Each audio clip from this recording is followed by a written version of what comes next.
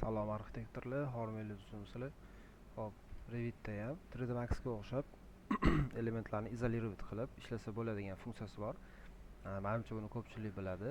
Bilganlarga eslatma, bilmaganlarga foydali ilm bo'ladigan umiddaman.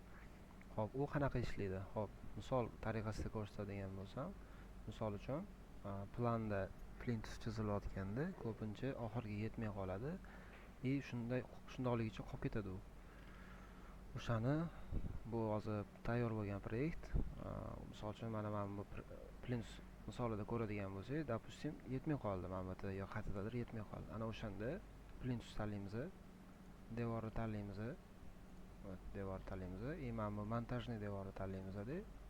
Kerakli bizga nima kerak, qayerda nima narsa bo'lishi kerak bo'lsa, o'shalarni tanlab olib, mana bu yerda ochkina rasmi bor. Bosamiz, isolировать element qilsak, mana bizga kerakli narsani o'zini olib beradi. Va yana bitta narsa 3D ko'rinishida ham maksimalniy 100% bo'lmasa ham 90% ishlarni bitirsa bo'ladi. Misol uchun mana plintus belgilaymiz. Xohlasangiz topdan qarab olasiz. Mana buni bemalol o'zgartirsangiz yoki bo'lmasa qo'shsangiz bo'ladi. Mana misol uchun qo'shiladi. Ctrl Z qilamiz. Izolyert qilamiz.